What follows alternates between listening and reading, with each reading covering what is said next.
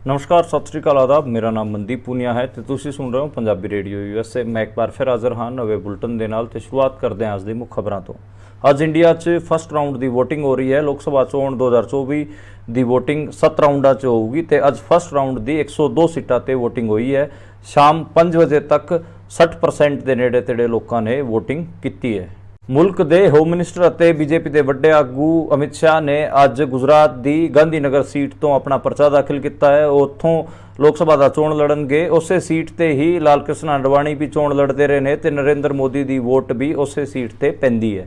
Opposition ਨੇ BJP ਤੇ ਸੰਵਿਧਾਨ ਨੂੰ ਬਦਲਣ ਅਤੇ ਆਰਕਸ਼ਣ ਨੂੰ ਖਤਮ ਕਰਨ ਦਾ ਆਰੋਪ ਲਾਇਆ ਸੀ। ਉਹਦੇ ਤੇ ਅਮਿਤ ਸ਼ਾਹ ਨੇ ਵੀ ਜਵਾਬ ਦਿੰਦਿਆਂ ਕਿਹਾ ਹੈ ਕਿ ਉਹ ਕੋਈ ਆਰਕਸ਼ਣ ਨਹੀਂ ਖਤਮ ਕਰਨਗੇ, ਨਾ ਹੀ ਉਹ ਸੰਵਿਧਾਨ ਬਦਲਣਗੇ।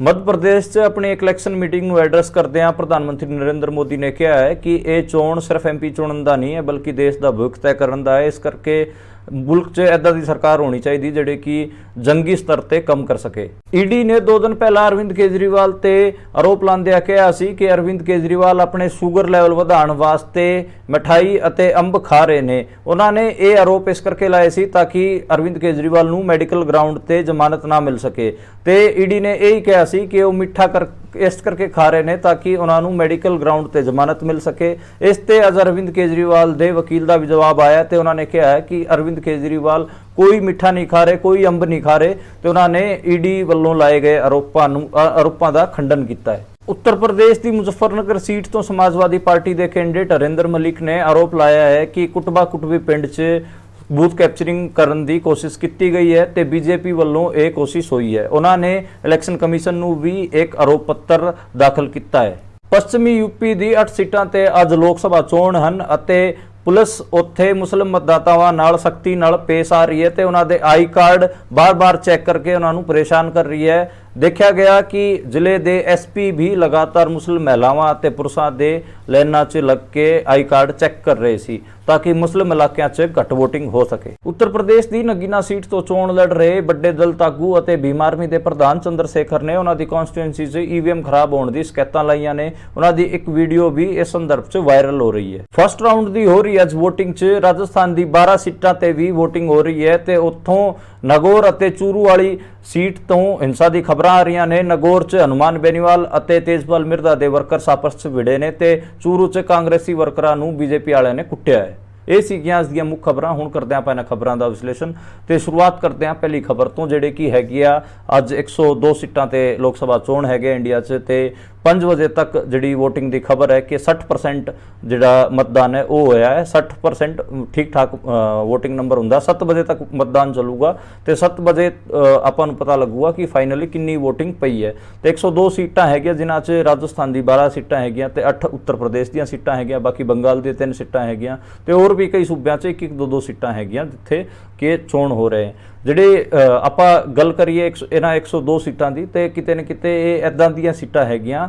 ਤਮਿਲਨਾਡੂ ਦੀ ਵੀ 39 ਸੀਟਾਂ ਤੇ ਚੋਣ ਹੋ ਰਹੇ ਨੇ ਤੇ ਇਹ ਸਾਰੀ ਇੱਦਾਂ ਦੀਆਂ ਸੀਟਾਂ ਹੈਗੀਆਂ ਜਿੱਥੇ BJP ਨੂੰ ਲੱਗ ਰਿਹਾ ਸੀਗਾ ਕਿ ਸਾਡੇ ਉਲਟ ਇੱਥੇ ਮਾਹੌਲ ਬਣ ਰਿਹਾ ਤੇ ਇਸੇ ਕਰਕੇ ਇਹ ਫਸਟ ਫੇਜ਼ 'ਚ ਇਹਨਾਂ ਸੀਟਾਂ ਤੇ ਚੋਣ ਕਰਾਏ ਗਏ ਨੇ ਤਾਂ ਕਿ ਸਾਨੂੰ ਘੱਟ ਤੋਂ ਜਿਹੜੀ BJP ਹੈ ਉਹਨੂੰ ਘੱਟ ਤੋਂ ਘੱਟ ਡੈਂਟ ਲੱਗ ਸਕੇ। ਦੂਜੀ ਖਬਰ ਦੀ ਗੱਲ ਕਰੀਏ ਅਮਿਤ ਸ਼ਾਹ ਬਾਰੇ ਹੈਗੀ ਆ। ਅਮਿਤ ਸ਼ਾਹ ਕੇਂਦਰ 'ਚ ਗ੍ਰਹਿ ਮੰਤਰੀ ਨੇ ਤੇ ਉਹਨਾਂ ਨੇ ਅੱਜ ਗੁਜਰਾਤ ਦੇ ਗਾਂਧੀਨਗਰ ਤੋਂ ਆਪਣਾ ਪਰਚਾ ਭਰਿਆ ਹੈ ਤੇ ਉੱਥੋਂ ਲੋਕ ਸਭਾ ਦੇ ਚੋਣ ਲੜਨਗੇ। ਇਹ ਵੀ ਦੱਸਦੀ ਹੈ ਕਿ ਉੱਥੋਂ ਪਹਿਲਾਂ ਲਾਲ ਕ੍ਰਿਸ਼ਨ ਅਡਵਾਣੀ ਜਿਨ੍ਹਾਂ ਨੇ BJP ਦੇ ਆਪਾਂ ਇਹ ਕਹਿ ਸਕਦੇ ਹਾਂ ਕਿ BJP ਦੇ ਵਿਸ਼ਮ ਪਿਤਾਮਹ ਜਾਂ ਫਿਰ BJP ਦੇ ਫਾਊਂਡਰ ਕਹਿ ਲਈਏ ਉਹਨਾਂ ਨੂੰ, ਉਹ ਚੋਣ ਲੜਦੇ ਰਹੇ ਨੇ ਤੇ ਉਹ ਉੱਥੋਂ ਜਿੱਤ ਕੇ ਲੋਕ ਸਭਾ 'ਚ ਪਹੁੰਚਦੇ ਰਹੇ ਨੇ। ਲਾਲ ਕ੍ਰਿਸ਼ਨ ਅਡਵਾਣੀ ਨੇ ਹੀ 80s ਅਤੇ 90s 'ਚ ਰਾਮ ਮੰਦਿਰ ਦਾ ਮੁੱਦਾ ਚੱਕਿਆ ਸੀਗਾ ਤੇ ਉਹ ਪਹਿਲਾਂ ਜਨਸੰਘ 'ਚ ਹੁੰਦੇ ਸੀਗੇ। ਜਨਸੰਘ ਨੂੰ ਡਿਜ਼ੋਲਵ ਕਰਕੇ ਉਹਨਾਂ ਨੇ ਭਾਰਤੀ ਜਨਤਾ ਪਾਰਟੀ ਬਣਾਈ ਸੀ ਤੇ ਗਾਂਧੀਨਗਰ ਸੀਟ ਇਸੇ ਕਰਕੇ BJP ਦੇ ਵੱਡੇ ਆਗੂਆਂ ਦੇ ਖਾਤੇ 'ਚ ਜਾਂਦੀ ਰਹੀ ਹੈ।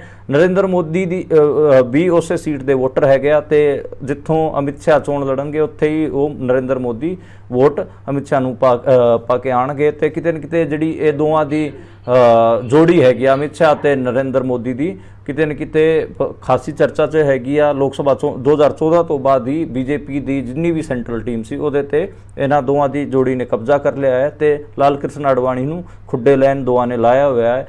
ਤੇ ਜਿਹੜਾ ਗਾਂਧੀ ਨਗਰ ਦੀ ਜਿਹੜੀ ਸੀਟ ਹੈ ਬੀਜੇਪੀ ਵਾਸਤੇ ਕਿ ਜਿਹੜਾ ਬੀਜੇਪੀ 'ਚ ਸਭ ਤੋਂ ਤਾਕਤਵਰ ਹੋਊਗਾ ਉਹੀ ਉੱਥੋਂ ਚੋਣ ਲੜੂਗਾ ਤੇ ਅਮਿਤ ਸ਼ਾਹ ਨੇ ਪਰਚਾ ਉੱਥੋਂ ਹੀ ਦਾਖਲ ਕਰਕੇ ਦੱਸਿਆ ਹੈ ਕਿ ਮੈਂ ਬੀਜੇਪੀ 'ਚ ਅੱਜ ਦੇ ਟਾਈਮ ਸਭ ਤੋਂ ਤਾਕਤਵਰ ਹਾਂ। ਦੂਜੀ ਖਬਰ ਦੀ ਗੱਲ ਕਰੀਏ, ਉਹ ਹੈਗੀ ਆ ਅਮਿਤ ਸ਼ਾਹ ਤੋਂ ਉੱਥੇ ਹੀ ਐਨਡੀਟੀਵੀ ਵਾਲਿਆਂ ਨੇ ਸਵਾਲ ਪੁੱਛ ਲਿਆ ਕਿ ਆਪੋਜੀਸ਼ਨ ਪਾਰਟੀਆਂ ਕਹਿ ਰਹੀਆਂ ਨੇ ਕਿ ਤੁਸੀਂ ਸੰਵਿਧਾਨ ਨੂੰ ਜੇ ਤੀਜੀ ਵਾਰ ਜਿੱਤ ਕੇ ਆਏ ਤਾਂ ਸੰਵਿਧਾਨ ਨੂੰ ਬਦਲ ਦੋਗੇ, ਆਰਕਸ਼ਣ ਨੂੰ ਖਤਮ ਕਰ ਦੋਗੇ।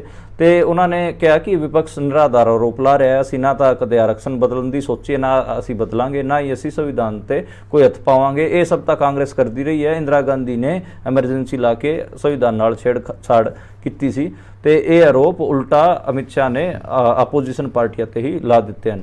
ਤੇ ਇਸ ਤੋਂ ਜਿਹੜੀ ਅਗਲੀ ਖਬਰ ਹੈ ਉਹਦੇ ਬਾਰੇ ਗੱਲ ਕਰੀਏ ਤਾਂ ਮੱਧ ਪ੍ਰਦੇਸ਼ 'ਚ ਪ੍ਰਧਾਨ ਮੰਤਰੀ ਨਰਿੰਦਰ ਮੋਦੀ ਨੇ ਇੱਕ ਰੈਲੀ ਆਯੋਜਿਤ ਕੀਤੀ ਹੈ। ਚੋਣਾਂ ਨੂੰ ਲੈ ਕੇ ਉਹ ਬਹੁਤ ਸੀਰੀਅਸ ਹੈਗੇ ਆ। ਉਹ ਇੱਕ ਦਿਨ 'ਚ 2-3 ਰੈਲੀਆਂ ਕਰ ਰਹੇ ਨੇ। ਪਹਿਲਾਂ ਉਹਨਾਂ ਨੇ ਮੱਧ ਪ੍ਰਦੇਸ਼ 'ਚ ਇੱਕ ਰੈਲੀ ਆਯੋਜਿਤ ਕੀਤੀ, ਉਸ ਤੋਂ ਬਾਅਦ ਉਹਨਾਂ ਨੇ ਇੱਕ ਰੈਲੀ ਐਡਰੈਸ ਉੱਤਰ ਪ੍ਰਦੇਸ਼ ਦੇ ਅਮਰੋਹਾ ਸੀਟ ਤੇ ਵੀ ਕੀਤੀ।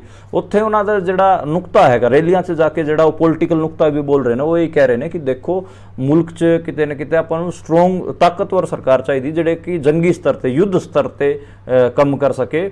ਤੇ ਇਹ ਚੋਣ ਸਿਰਫ ਐਮਪੀ ਇਲੈਕਟ ਕਰਨ ਦਾ ਨਹੀਂ ਹੈਗਾ ਬਲਕਿ ਇੱਕ ਤਾਕਤਵਰ ਸਰਕਾਰ ਬਣਾਉਣ ਦਾ ਹੈਗਾ। ਤੁਸੀਂ ਅਜੇ ਤੱਕ ਸਾਡਾ ਜਿਹੜਾ ਕਾਰਜਕਾਲ ਦੇਖਿਆ 10 ਸਾਲ ਤੱਕ, ਉਹ ਸਿਰਫ ਟ੍ਰੇਲਰ ਸੀਗਾ, ਅਸਲੀ ਫਿਲਮ ਤਾਂ ਸੀ ਅੱਗੇ ਤੀਜੀ ਵਾਰ ਜਿੱਤ ਕੇ ਆ ਕੇ ਦਿਖਾਵਾਂਗੇ। ਇਹਨੂੰ ਆਪਾਂ ਧਮਕੀ ਮੰਨੀਏ ਉਹਨਾਂ ਦੀ ਜਾਂ ਫਿਰ ਕੀ ਮੰਨੀਏ, ਕਿਉਂਕਿ ਪਿਛਲੇ 10 ਸਾਲ 'ਚ ਲਗਾਤਾਰ ਡੈਮੋਕ੍ਰੈਟਿਕ ਰਾਈਟਸ ਦਾ ਇੱਥੇ ਘਾਣ ਹੋਇਆ ਤੇ ਲਗਾਤਾਰ ਜਿਹੜੇ ਮਾਈਨੋਰਿਟੀਜ਼ ਹੈਗੇ ਉਹਨਾਂ ਤੇ ਵੀ ਹਮਲੇ ਹੋਏ ਨੇ ਤੇ ਦਲਿਤਾਂ ਦੀ ਵੀ ਹਾਲਤ ਕੋਈ ਜ਼ਿਆਦਾ ਚੰਗੀ ਨਹੀਂ ਰਹੀ ਤੇ ਜਿਹੜੇ ਕਿਸਾਨ ਹੈਗੇ ਆ ਉਹ ਵੀ ਇਸ ਕਾਰਜਕਾਲ 'ਚ ਪੂਰੇ ਇਹਨਾਂ ਦੇ 10 ਸਾਲ ਦੇ ਕਾਰਜਕਾਲ 'ਚ ਪਰੇਸ਼ਾਨ ਰਹੇ ਨੇ ਤੇ ਉਹ ਹਜੇ ਤੱਕ ਐਜੀਟੇਸ਼ਨ ਵਾਲੇ ਮੋਡ 'ਚ ਹੈਗੇ। ਹਜੇ ਵੀ ਸ਼ੰਭੂ ਬਾਰਡਰ ਤੇ ਖਨੌਰੀ ਬਾਰਡਰ ਤੇ ਧਰਨੇ ਚੱਲ ਰਹੇ ਨੇ ਕਿਸਾਨਾਂ ਦੇ। ਤੇ ਮੈਨੂੰ ਲੱਗਦਾ ਕਿ ਜੇ ਇਹਨੂੰ ਇਹ ਟ੍ਰੇਲਰ ਕਹਿ ਰਹੇ ਨੇ ਤੇ ਜੇ ਤੀਜੀ ਵਾਰ ਬਹੁਮਤ ਨਾਲ ਜਿੱਤ ਕੇ ਆਉਂਦੇ ਨੇ ਤੇ ਜਿਹੜੀ ਇਹ ਫਿਲਮ ਦਿਖਾਣਗੇ, ਆਪਾਂ ਸਾਰਿਆਂ ਨੂੰ ਪਤਾ ਹੀ ਹੈ, ਇਹ ਸ਼ਾਇਦ ਯੂਨੀਫਾਰਮ ਸਿਵਲ ਕੋਡ ਵੀ ਲਾਗੂ ਕਰਨਗੇ ਕਿਉਂਕਿ ਇਹਨਾਂ ਦੇ ਇਲੈਕਸ਼ਨ ਮੈਨੀਫੈਸਟੋ 'ਚ ਵੀ ਹੈਗਾ ਤੇ ਇਹ ਚੋਣ ਏਜੰਡੇ ਵਾਂਗ ਵੀ ਇਹਨੂੰ ਪੁਸ਼ ਕਰ ਰਹੇ ਨੇ। ਯੂਨੀਫਾਰਮ ਸਿਵਲ ਕੋਡ ਲਾਗੂ ਕਰਕੇ ਕਿਤੇ ਨਾ ਕਿਤੇ ਜਿਹੜੇ ਮਾਈਨੋਰਿਟੀਜ਼ ਦੇ ਬੰਦੇ ਹੈਗੇ ਆ ਉਹਨਾਂ ਦੇ ਜਿਹੜੇ ਪਰਸਨਲ ਫੈਮਿਲੀ ਲਾਜ਼ ਹੈਗੇ ਆ, ਫਿਰ ਪਰਸਨਲ ਜਿਹੜਾ ਮੈਰਿਜ ਲਾਜ਼ ਹੈਗਾ ਉਹਨਾਂ 'ਚ ਇਹ ਇੰਟਰਫੇਅਰ ਕਰਨਗੇ ਤੇ ਕਿਤੇ ਨਾ ਕਿਤੇ ਉਹਨਾਂ ਦਾ ਜਿਹੜਾ ਪੂਰਾ ਸਿਸਟਮ ਹੈਗਾ ਆਪਣੀ ਜ਼ਿੰਦਗੀ ਨੂੰ ਜਿਉਣ ਦਾ, ਉਹਦੇ 'ਤੇ ਵੀ ਇਹ ਦਖਲ ਕਰਕੇ ਘਾਟੇ ਵਾਧੇ ਕਰਨਗੇ। ਇਸ ਕਰਕੇ ਕਿਤੇ ਨਾ ਕਿਤੇ ਮੈਨੂੰ ਤਾਂ ਇਹ ਭਿਆਨਕ ਹੀ ਲੱਗਦਾ ਜਦੋਂ ਇਹ ਕਹਿੰਦੇ ਨੇ ਕਿ ਅਜੇ ਤੱਕ ਤਾਂ ਟ੍ਰੇਲਰ ਸੀ, ਅਸਲੀ ਫਿਲਮ ਤਾਂ ਸੀ ਤੀਜੀ ਵਾਰ ਜਿੱਤ ਕੇ ਆ ਕੇ ਤਾਂ ਦਿਖਾਵਾਂਗੇ। ਇਹ ਲੋਕ ਇਹ ਵੀ ਕਹਿੰਦੇ ਨੇ ਕਿ 2025 'ਚ ਇਹਨਾਂ RSS ਦੇ 100 ਸਾਲ ਹੋਣ ਜਾ ਰਹੇ ਨੇ ਤੇ ਜਦੋਂ ਆਪਣੀ ਗੋਲਡਨ ਐਨੀਵਰਸਰੀ ਮਨਾਉਣਗੇ, ਸਵਰਨ ਜਯੰਤੀ ਮਨਾਉਣਗੇ, ਉਦੋਂ ਇਹ ਇੰਡੀਆ ਨੂੰ ਹਿੰਦੂ ਰਾਸ਼ਟਰ ਡਿਕਲੇਅਰ ਕਰਨਗੇ ਤੇ ਜਿਹੜਾ ਇੰਡੀਅਨ ਕਨਸਟੀਟਿਊਸ਼ਨ 'ਚ ਸੈਕੂਲਰ ਵਰਡ ਹੈਗਾ ਉਹਨੂੰ ਇਹ ਕੱਢ ਦੇਣਗੇ। ਇਸ ਕਿਸਮ ਦੀ ਆਸ਼ੰਕਾਵਾਂ ਵੀ ਹੈਗੀਆਂ ਪਰ ਨਰਿੰਦਰ ਮੋਦੀ ਹੋਰੀ ਬਹੁਤ ਜ਼ਿਆਦਾ ਮਿਹਨਤ ਕਰ ਰਹੇ ਨੇ ਤੀਜੀ ਵਾਰੀ ਵਾਸਤੇ। ਕਾਂਗਰਸ ਉਨਾ ਐਕਟਿਵ ਨਹੀਂ ਦਿਖਦੀ ਜਿੰਨੇ ਕਿ ਬੀਜੇਪੀ ਦਿਖਦੀ ਹੈ ਗਰਾਊਂਡ ਤੇ, ਕਿਉਂਕਿ ਇਹਨਾਂ ਬੀਜੇਪੀ ਕੋਲ ਇੱਕ ਆਰਗੇਨਾਈਜੇਸ਼ਨਲ ਸਟਰੈਂਥ ਵੀ ਬਹੁਤ ਜ਼ਿਆਦਾ ਅਬਾਊਟ 100 ਆਰਗੇਨਾਈਜੇਸ਼ਨ ਇਹਨਾਂ ਕੋਲ ਹੈਗੀਆਂ। RSS ਅੱਗੇ ਬਜਰੰਗ ਦਲ ਚਲਾਉਂਦਾ ਹੈਗਾ, ਗੋ ਸੇਵਾ ਵਾਲੀਆਂ ਆਰਗੇਨਾਈਜੇਸ਼ਨਾਂ ਚਲਾਉਂਦਾ ਹੈਗਾ, ਅਖਿਲ ਭਾਰਤੀ ਵਿਦਿਆਰਥੀ ਪ੍ਰੀਸ਼ਦ ਇਹਨਾਂ ਕੋਲ ਹੈਗੀ ਆ, BJYM ਹੈਗੀ ਆ, ਭਾਰਤੀ ਜਨਤਾ ਪਾਰਟੀ ਹੈਗੀ ਆ ਤੇ ਇਸੇ ਕਿਸਮ ਨਾਲ ਇਹਨਾਂ ਕੋਲ 100 ਦੇ ਨੇੜੇ ਤੇੜੇ ਆਰਗੇਨਾਈਜੇਸ਼ਨਸ ਹੈਗੀਆਂ ਜਿਨ੍ਹਾਂ ਰਾਹੀਂ ਇਹ ਕੰਮ ਕਰਦੇ ਨੇ ਤੇ ਹਿੰਦੀ ਬੈਲਟ 'ਚ ਇਹਨਾਂ ਨੇ ਠੀਕ ਠਾਕ ਆਪਣਾ ਪ੍ਰਭੁੱਤਵ ਜਮਾ ਰੱਖਿਆ ਤੇ ਰਾਮ ਮੰਦਰ ਵੀ ਕਿਤੇ ਨਾ ਕਿਤੇ ਇੱਦਾਂ ਦਾ ਮੁੱਦਾ ਹੈਗਾ ਇਹਨਾਂ ਵਾਸਤੇ। ਰਾਮ ਮੰਦਰ ਦਾ ਇਹਨਾਂ ਨੇ ਉਦਘਾਟਨ ਇਸ ਵਾਰ ਕੀਤਾ ਜਨਵਰੀ ਮਹੀਨੇ 'ਚ ਤੇ ਇਹ ਠੀਕ ਠਾਕ ਜਿਹੜਾ ਹਿੰਦੂਤਵ ਵਾਲੀ ਵੋਟਾਂ ਹੈਗੀਆਂ ਉਹਨਾਂ ਨੂੰ ਖਿੱਚਣਗੇ ਤੇ ਇਸੇ ਕਰਕੇ ਲਗਾਤਾਰ ਮਿਹਨਤ ਵੀ ਕਰਨ ਲੱਗੇ ਹੋਏ ਨੇ। ਪਰ ਜਿਹੜੀ ਆਪੋਜੀਸ਼ਨ 'ਚ ਆਪਾਂ ਗੱਲ ਕਰੀਏ ਮਮਤਾ ਬੈਨਰਜੀ ਦੀ, ਲਾਲੂ ਪ੍ਰਸਾਦ ਯਾਦਵ ਦੀ, ਇਹ ਠੀਕ ਠਾਕ ਜਾਂ ਫਿਰ ਕਰਨਾਟਕ ਵਾਲੀ ਕਾਂਗਰਸ ਦੀ, ਉਹ ਠੀਕ ਠਾਕ ਫਾਈਟ ਦੇ ਰਹੇ ਨੇ ਤੇ ਬਾਕੀ ਜਿਹੜੀ ਸੈਂਟਰਲ ਇੰਡੀਆ ਦੀ ਲੀਡਰਸ਼ਿਪ ਦੀ ਆਪਾਂ ਗੱਲ ਕਰੀਏ, ਹਾਲਾਂਕਿ ਅਖਿਲੇਸ਼ ਯਾਦਵ ਠੀਕ ਠਾਕ ਚੋਣ ਲੜ ਰਿਹਾ ਪਰ ਅਖਿਲੇਸ਼ ਯਾਦਵ ਵੀ ਉਹਨਾਂ ਸਟਰੋਂਗਲੀ ਚੋਣ ਕੰਟੈਸਟ ਨਹੀਂ ਕਰ ਰਿਹਾ ਜਿੰਨਾ ਕਿ ਤੇਜਸਵੀ ਯਾਦਵ ਹੋਰੀ, ਲਾਲੂ ਯਾਦਵ ਹੋਰੀ ਤੇ ਜਿਹੜੇ ਮਮਤਾ ਬੈਨਰਜੀ ਹੋਰੀ ਕਰ ਰਹੇ ਨੇ। ਪੰਜਾਬ 'ਚ ਆਮ ਆਦਮੀ ਪਾਰਟੀ ਅਤੇ ਕਾਂਗਰਸ ਮਜ਼ਬੂਤ ਹੈਗੀ ਆ, ਹਰਿਆਣੇ 'ਚ ਵੀ ਕਾਂਗਰਸ ਮਜ਼ਬੂਤ ਦਿਖ ਰਹੀ ਹੈ। ਹਾਲਾਂਕਿ ਜਿਹੜਾ ਚੋਣਾਂ ਦਾ ਰਿਜ਼ਲਟ ਹੈ ਉਹ 4 ਜੂਨ ਨੂੰ ਆਊਗਾ, ਉਦੋਂ ਹੀ ਪਤਾ ਲੱਗੂਗਾ ਕਿ ਕਿਹਨੇ ਕਿੰਨਾ ਕੰਮ ਕੀਤਾ ਹੈ। ਉਹ ਤੋਂ ਜਿਹੜੀ ਅਗਲੀ ਖਬਰ ਹੈ ਉਹ ਪੱਛਮੀ ਬੰਗਾਲ ਦੀ ਹੈ। ਪੱਛਮੀ ਬੰਗਾਲ 'ਚ ਕੋਈ ਵੀ ਚੋਣ ਹੋਵੇ ਸਾਰਿਆਂ 'ਚ ਜਿਹੜੀ ਮਾਰਪੀਟ ਹੁੰਦੀ ਹੈ ਉਹ ਜ਼ਰੂਰੀ ਹੁੰਦੀ ਬਹੁਤ, ਮਤਲਬ ਉੱਥੇ ਤਾਂ ਹਰ ਵਾਰ ਚਾਹੇ ਪੰਚਾਇਤ ਚੋਣ ਹੋਣ ਉੱਥੋਂ ਜ਼ਰੂਰ ਖਬਰ ਆਊਗੀ ਕਿ ਕੁੱਟਮਾਰ ਦੀ ਤੇ ਅੱਜ ਵੀ ਹੋਈ ਹੈ। ਉੱਥੇ ਇੱਕ ਇਲਾਕਾ ਪੈਂਦਾ ਕੂਚ ਬਿਹਾਰ, ਉੱਥੇ ਤ੍ਰਿਣਮੂਲ ਕਾਂਗਰਸ ਦੇ ਵਰਕਰਾਂ ਨੇ ਬੀਜੇਪੀ ਵਾਲੇ ਕੁੱਟੇ ਨੇ ਤੇ ਤ੍ਰਿਣਮੂਲ ਕਾਂਗਰਸ ਮਮਤਾ ਬੈਨਰਜੀ ਦੀ ਪਾਰਟੀ ਹੈ ਤੇ ਮਮਤਾ ਬੈਨਰਜੀ ਬਹੁਤ ਟਾਈਟਲੀ ਜਿਹੜੇ ਹੈਗਾ ਇਲੈਕਸ਼ਨ ਲੜਦੇ ਨੇ ਤੇ ਪੂਰੇ ਚਾਹੇ ਕੁੱਟਮਾਰ ਕਰਕੇ ਜਾਂ ਫਿਰ ਪੈਸੇ ਸਿੱਟ ਕੇ ਜਾਂ ਫਿਰ ਮਤਲਬ ਉਹਨਾਂ ਦਾ ਜਿਹੜਾ ਜਿਵੇਂ ਬੀਜੇਪੀ ਇਲੈਕਸ਼ਨ ਲੜਦੀ ਹੈ ਉਹਨਾਂ ਤੋਂ ਪ੍ਰੋ ਲੈਵਲ ਹੋ ਕੇ ਮਮਤਾ ਬੈਨਰਜੀ ਚੋਣ ਲੜਦੀ ਹੈ। ਇਸੇ ਕਰਕੇ ਮਮਤਾ ਬੈਨਰਜੀ ਨੇ ਸਾਲ 2021 ਚ ਨਰਿੰਦਰ ਮੋਦੀ ਹੋਰਾਂ ਨੂੰ ਉੱਥੇ ਜਿਹੜੇ ਅਸੈਂਬਲੀ ਦੇ ਇਲੈਕਸ਼ਨ ਸੀਗੇ ਮੁੱਖ ਮੰਤਰੀ ਬਣਨ ਦੇ ਇਲੈਕਸ਼ਨ ਸੀਗੇ ਵਿਧਾਨ ਸਭਾ ਦੇ ਉਹਨਾਂ ਚ ਹਰਾਇਆ ਸੀਗਾ ਤੇ ਇਸ ਵਾਰ ਵੀ ਲੱਗ ਰਿਹਾ ਕਿ ਕਿਤੇ ਨਾ ਕਿਤੇ ਮਮਤਾ ਬੈਨਰਜੀ ਠੀਕ ਠਾਕ ਟੱਕਰ ਦਊਗੀ। ਉਸ ਤੋਂ ਜਿਹੜੀ ਅਗਲੀ ਖਬਰ ਹੈਗੀ ਆ ਉਹ ਕੇਜਰੀਵਾਲ ਵਾਲੀ ਹੈਗੀ ਆ ਕਿ ਆਪਾਂ ਮੈਂ ਕੱਲ ਵੀ ਜ਼ਿਕਰ ਕੀਤਾ ਸੀਗਾ ਕਿ ਈਡੀ ਨੇ ਆਰੋਪ ਲਾਏ ਹੈਗਾ ਕੇਜਰੀਵਾਲ ਤੇ ਕਿ ਇਹ ਮੈਡੀਕਲ ਗਰਾਊਂਡ ਤੇ ਜ਼ਮਾਨਤ ਲੈਣ ਵਾਸਤੇ ਆਪਣਾ ਸ਼ੂਗਰ ਲੈਵਲ ਵਧਾ ਰਹੇ ਨੇ।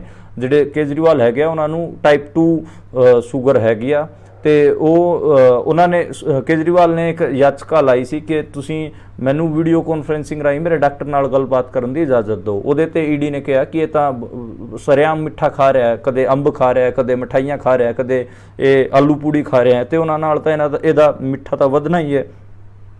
ਅੱਜ ਈਡੀ ਦੇ ਇਸ ਆਰੋਪ ਦਾ ਖੰਡਨ ਕੀਤਾ ਕਿਤੇ ਨਾ ਕਿਤੇ ਉਹਨਾਂ ਦੇ ਵਕੀਲ ਨੇ ਅਭਿਸ਼ੇਕ ਮਨੂ ਸਿੰਘ ਵੀ ਨੇ ਕਿਹਾ ਕਿ ਸਿਰਫ 3 ਵਾਰ ਕੇਜਰੀਵਾਲ ਦੇ ਖਾਣੇ 'ਚ ਅੰਬ ਭੇਜੇ ਗਏ ਨੇ ਤੇ ਉਹ ਹਜੇ ਤੱਕ 48 ਡਾਈਟਾਂ ਖਾ ਚੁੱਕੇ ਨੇ ਜੇਲ੍ਹ 'ਚ ਤੇ ਉਹਨਾਂ 'ਚ ਸਿਰਫ 3 ਵਾਰ ਉਹਨਾਂ ਨੇ ਅੰਬ ਖਾਏ ਨੇ। ਪਰ ਫਿਰ ਵੀ ਜਿਹੜੀ ਈਡੀ ਹੈ ਉਹ ਲਗਾਤਾਰ ਉਹਨਾਂ ਤੇ ਇਸ ਕਿਸਮ ਦੇ ਆਰੋਪ ਕਿਉਂ ਲਾ ਰਹੇ ਨੇ। ਮੈਂ ਹੁਣ ਇੱਕ ਕੰਟਰਾਸਟ ਡਰਾਅ ਕਰਨਾ ਚਾਹੁੰਦਾ ਇੱਥੇ। ਤੁਸੀਂ ਯਾਦ ਕਰੋ ਪੰਜਾਬ ਤੋਂ ਵੀ ਕੁਝ ਮੁੰਡੇ 2023 'ਚ ਆਮ ਆਦਮੀ ਪਾਰਟੀ ਨੇ ਬੀਜੇਪੀ ਵਾਲਿਆਂ ਨਾਲ ਰਲ ਕੇ ਚੱਕੇ ਸੀਗੇ। ਉਹਨਾਂ ਦਾ ਨਾਂ ਆਪਾਂ ਨੂੰ ਭਾਈ ਅੰਮ੍ਰਿਤਪਾਲ ਹੋਣ ਜਾਂ ਫਿਰ ਹੋਰ ਦੂਜੇ ਮੁੰਡੇ ਜਿਹੜੇ ਕਿ ਉਹਨਾਂ ਦੀ ਜਥੇਬੰਦੀ 'ਚ ਕੰਮ ਕਰਦੇ ਸੀਗੇ।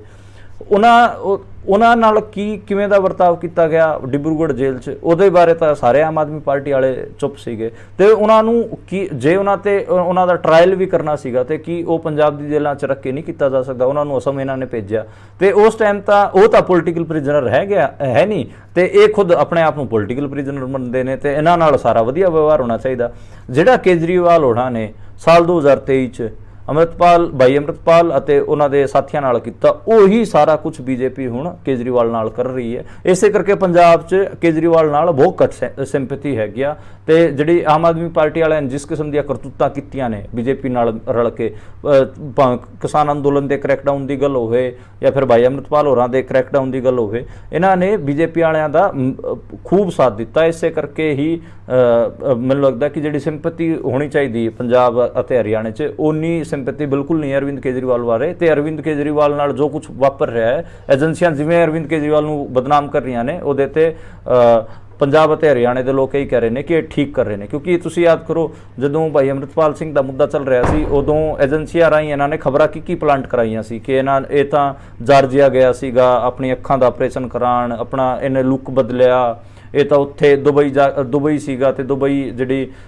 ਹੋਰ ਇੰਟਰਨੈਸ਼ਨਲ ਏਜੰਸੀਆਂ ਸੀਗੀਆਂ ਉਹਨਾਂ ਨਾਲ ਸੈੱਟ ਹੋ ਕੇ ਆਇਆ। ਇਸ ਕਿਸਮ ਦੇ ਝੂਠੇ ਆਰੋਪ ਅੰਮ੍ਰਿਤਪਾਲ ਤੇ ਲਾਏ ਸੀਗੇ ਇਹਨਾਂ ਨੇ। ਇਸੇ ਕਰਕੇ ਕਿਤੇ ਨਾ ਕਿਤੇ ਜਿਹੜਾ ਅਰਵਿੰਦ ਕੇਜਰੀਵਾਲ ਹੋਣਾ ਤੇ ਹੁਣ ਜਿਹੜੀ ਏਜੰਸੀਆਂ ਆਰੋਪ ਲਾ ਰਹੀਆਂ ਨੇ ਤੇ ਲੋਕ ਉਹਨਾਂ ਤੇ ਕੋਈ ਜ਼ਿਆਦਾ ਸਿੰਪੈਥੈਟਿਕ ਨਹੀਂ ਹੈ ਤੇ ਕਹਿ ਰਹੇ ਨੇ ਕਿ ਇਹ ਤਾਂ ਤੁਸੀਂ ਸਾਰਾ ਕੁਝ ਜਿਹੜਾ ਅੰਮ੍ਰਿਤਪਾਲ ਸੀਗਾ ਉਹਦੇ ਨਾਲ ਵੀ ਕੀਤਾ ਹੈਗਾ ਤੇ ਹੁਣ ਇਹ ਸਾਰਾ ਕੁਝ ਤੁਹਾਡੇ ਨਾਲ ਵੀ ਹੋ ਰਿਹਾ ਤੇ ਜੈਸੇ ਕੋ ਤੈਸਾ ਇਹ ਜਿਹੜੀ ਕਹਾਵਤ ਹੈ ਹਿੰਦੀ ਦੀ ਉਹ ਇੱਥੇ ਜਮਾ ਫਿੱਟ ਬੈਠਦੀ ਹੈ।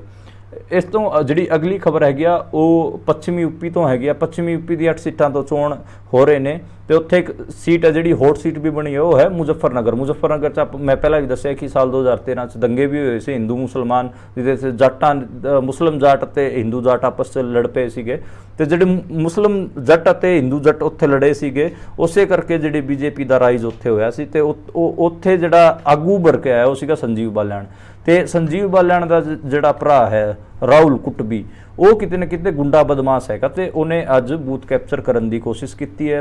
ਜਿਹੜਾ ਉਹਦੇ ਅਗੇਂਸਟ ਦਾ ਸਮਾਜਵਾਦੀ ਪਾਰਟੀ ਤੋਂ ਕੈਂਡੀਡੇਟ ਹੈਗਾ ਹਰਿੰਦਰ ਮਲਿਕ ਉਹਨੇ ਸੰਜੀਵ ਬਾਲਿਆਣ ਅਤੇ ਉਹਦੇ ਭਰਾ ਦੀ ਜਿਹੜੀ ਸ਼ਿਕਾਇਤ ਹੈ ਉਹ ਇਲੈਕਸ਼ਨ ਕਮਿਸ਼ਨ 'ਚ ਦਿੱਤੀ ਹੈ। ਕੁਟਬੀ 'ਚ ਬੂਥ ਕੈਪਚਰਿੰਗ ਦੀ ਕੋਸ਼ਿਸ਼ ਦੇਖਣ ਨੂੰ ਮੁਜ਼ੱਫਰਨਗਰ 'ਚ ਮਿਲੀ ਹੈ। ਉਸ ਤੋਂ ਇਲਾਵਾ ਨਗੀਨਾ ਦੀ ਸੀਟ ਤੋਂ ਪੱਛਮੀ ਯੂਪੀ ਦੀ ਆਖਰੀ ਸੀਟ ਹੈ ਨਗੀਨੇ ਤੋਂ ਜਿਹੜਾ ਦਲਿਤਾਂ ਦਾ ਵੱਡਾ ਆਗੂ ਹੈ ਅਤੇ ਭੀਮ ਆਰਮੀ ਦਾ ਪ੍ਰਧਾਨ ਹੈ ਚੰਦਰ ਸ਼ੇਖਰ ਉਹ ਚੋਣ ਲੜ ਰਿਹਾ ਤੇ ਉਹਦੀ ਵੀ ਇੱਕ ਵੀਡੀਓ ਵਾਇਰਲ ਹੋ ਰਹੀ ਹੈ ਜਿਹਦੇ 'ਚ ਉਹ ਅਫਸਰ ਨੂੰ ਫੋਨ ਲਾ ਕੇ ਸ਼ਿਕਾਇਤ ਕਰ ਰਿਹਾ ਕਿ ਦੇਖੋ ਇੱਥੇ ਕਈ ਸਾਰੀ EVM ਬੰਦ ਹੋ ਗਈਆਂ ਨੇ ਤੇ ਈਵੀਐਮਾਂ 'ਚ ਖਰਾਬੀ ਵਾਲੀ ਖਬਰ ਵੀ ਲਗਾਤਾਰ ਸੋਸ਼ਲ ਮੀਡੀਆ ਤੇ ਅੱਜ ਵਾਇਰਲ ਰਹੀ।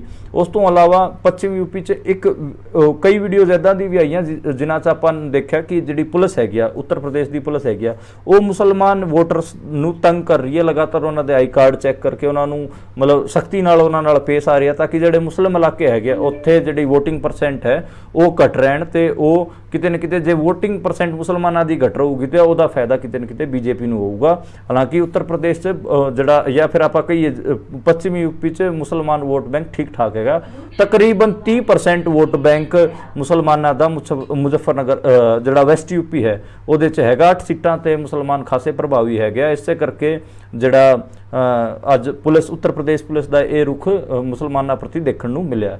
ਉਸ ਤੋਂ ਜਿਹੜੀ ਅਗਲੀ ਖਬਰ ਹੈ ਉਹ ਰਾਜਸਥਾਨ ਬਾਰੇ। ਰਾਜਸਥਾਨ ਦੀ 12 ਸੀਟਾਂ ਤੇ ਚੋਣ ਹੋ ਰਹੇ ਨੇ ਤੇ ਜ਼ਿਆਦਾਤਰ ਇਹ ਸੀਟਾਂ ਹੈਗੀਆਂ ਜਾਟ ਡੋਮੀਨੇਟਡ, ਜਿੱਥੇ ਜਾਟਾਂ ਦੀ ਪੋਪੂਲੇਸ਼ਨ ਪੈਂਦੀ ਹੈ। ਗੰਗਾਨਗਰ ਤੋਂ ਲੈ ਕੇ ਭਰਤਪੁਰ ਤੱਕ ਜਿਹੜੀ ਇਹ ਪੂਰੀ ਬੈਲਟ ਬਣਦੀ ਹੈ, ਇਹਦੇ 'ਚ ਹਰ ਇੱਕ ਸੀਟ ਤੇ ਕਿਤੇ ਨਾ ਕਿਤੇ ਜਾਟ ਅਫੈਕਟਿਵ ਪਾਪੂਲੇਸ਼ਨ ਹੈਗੀ ਆ ਤੇ ਬਹੁਤ ਸਾਰੀ ਸੀਟਾਂ ਤੇ ਮੁਸਲਮਾਨ ਪਾਪੂਲੇਸ਼ਨ ਵੀ ਹੈਗੀ ਆ ਤੇ ਸਿੱਖ ਪਾਪੂਲੇਸ਼ਨ ਵੀ ਹੈਗੀ ਆ। ਤੇ ਇਸੇ ਕਰਕੇ ਜਿਹੜਾ ਜਾਟ ਪਲਸ ਮੁਸਲਮਾਨ ਪਲਸ ਜਿਹੜਾ ਸਿੱਖ ਕੰਬੀਨੇਸ਼ਨ ਬਣ ਰਿਹਾ ਹੈ ਉਹ ਕਿਤੇ ਨਾ ਕਿਤੇ ਬੀਜੇਪੀ ਨੂੰ ਪਰੇਸ਼ਾਨ ਵੀ ਕਰ ਰਿਹਾ ਹੈ ਤੇ ਇਹਨਾਂ 12 ਸੀਟਾਂ ਤੇ ਕਾਂਗਰਸ ਦੀ ਸਥਿਤੀ ਮਜ਼ਬੂਤ ਹੈਗੀ ਆ। ਚੂਰੂ ਤੋਂ ਇਹ ਘਟਨਾ ਆਈ ਜਿੱਥੇ ਕਾਂਗਰਸੀ ਵਰਕਰਾਂ ਨਾਲ ਬੀਜੇਪੀ ਵਾਲਿਆਂ ਨੇ ਕੁੱਟਮਾਰ ਕੀਤੀ। ਜਦੋਂ ਉਸ ਕਾਂਗਰਸੀ ਵਰਕਰ ਤੋਂ ਪੁੱਛਿਆ ਗਿਆ ਜਿਹਦਾ ਸਰ ਫੋੜਿਆ ਬੀਜੇਪੀ ਵਾਲਿਆਂ ਨੇ, ਤੇ ਉਹਨੇ ਕਿਹਾ ਕਿ ਮੈਂ ਫਰਜ਼ੀ ਵੋਟਿੰਗ ਕਰਨ ਤੋਂ ਰੋਕ ਰਿਹਾ ਸੀ ਬੀਜੇਪੀ ਵਾਲਿਆਂ ਨੇ, ਤਾਂ ਇਸ ਕਰਕੇ ਮੇਰੇ ਤੇ ਹਮਲਾ ਕੀਤਾ। ਜਿਹੜੀ ਸਭ ਤੋਂ ਇੰਟਰਸਟਿੰਗ ਸੀਟ ਬਣੀ ਹੋਈ ਹੈ ਨਗੌਰ ਦੀ, ਉੱਥੇ ਵੀ ਬਹੁਤ ਸਾਰੀ ਹਿੰਸਾ ਦੀ ਖਬਰਾਂ ਆਈਆਂ। ਜਿਹੜੀ ਮਿਰਦਾ ਫੈਮਿਲੀ ਹੈਗੀ ਆ, ਜੋਤੀ ਮਿਰਦਾ ਬੀਜੇਪੀ ਤੋਂ ਕੈਂਡੀਡੇਟ ਹੈਗਾ ਤੇ ਹਨੂਮਾਨ ਬੇਨੀਵਾਲ ਇੰਡੀਆ ਅਲਾਇੰਸ ਦੇ ਕੈਂਡੀਡੇਟ ਹੈ ਉੱਥੋਂ, ਤੇ ਉਹਨਾਂ ਦੇ ਵਰਕਰਾਂ ਦੇ ਵਿੱਚ ਵੀ ਲੜਾਈ ਹੋਈ। ਜਿਹੜਾ ਤੇਜਪਾਲ ਮਿਰਦਾ ਹੈਗਾ, ਮਿਰਦਾ ਪਰਿਵਾਰ ਦਾ ਮੁੰਡਾ ਹੈਗਾ, ਉਹ ਵੀ ਉੱਥੇ ਜਾ ਕੇ ਹਨੂਮਾਨ ਬੇਨੀਵਾਲ ਦੇ ਵਰਕਰਾਂ ਨਾਲ ਲੜਦਾ ਨਜ਼ਰ ਆਇਆ। ਤੇ ਉੱਥੇ ਜਿੱਪਾਂ ਇੱਦਾਂ ਮਤਲਬ ਜਿਵੇਂ 80s 90s 'ਚ ਪੰਜਾਬ ਹਰਿਆਣੇ 'ਚ ਨਹੀਂ ਹੁੰਦਾ ਸੀ, ਜਿੱਪਾਂ ਆਉਂਦੀਆਂ ਸੀਗੀਆਂ ਤੇ ਜਿੱਪਾਂ ਤੋਂ ਬੰਦੇ ਉਤਰਦੇ ਸੀਗੇ ਤੇ ਆਪਸ 'ਚ ਲੜਨ ਭਿੜਨ ਲੱਗ ਜਾਂਦੇ ਸੀਗੇ, ਉੱਦਾਂ ਦਾ ਸੀਨ ਹੀ ਨਗੌਰ ਤੋਂ ਆਇਆ। ਨਗੌਰ ਸੈਂਟਰਲ ਰਾਜਸਥਾਨ ਹੈਗਾ ਤੇ ਮਾਰਵਾੜ ਦਾ ਰੀਜਨ ਕਹਿੰਦੇ ਉਹਨੂੰ, ਤੇ ਉਹ ਮਤਲਬ ਉੱਥੋਂ ਜਿਹੜੇ ਨਗੌਰੀ ਬੈਲ ਹੈਗੇ ਆ ਉਹ ਵੀ ਪੰਜਾਬ ਹਰਿਆਣੇ ਦੇ ਜਿਹੜੇ ਕਿਸਾਨ ਹੈਗੇ ਉਹ ਲੈ ਕੇ ਆਉਂਦੇ ਨੇ ਤੇ ਉਹ ਠੀਕ ਠਾਕ ਵੱਡੀ ਪਾਪੂਲੇਸ਼ਨ ਉੱਥੇ ਜਾਟਾਂ ਦੀ ਹੈਗੀ ਆ ਤੇ ਸਿਟੀ 'ਚ ਮੁਸਲਮਾਨਾਂ ਦੀ ਪਾਪੂਲੇਸ਼ਨ ਵੀ ਠੀਕ ਠਾਕ ਹੈਗੀ। ਇਸੇ ਕਰਕੇ ਉੱਥੋਂ ਜਿਹੜਾ ਹਨੂਮਾਨ ਬੇਨੀਵਾਲ ਹੈਗਾ ਇੰਡੀਆ ਅਲਾਇੰਸ ਹੈਗਾ ਉਹ ਮਜ਼ਬੂਤ ਹੈਗਾ।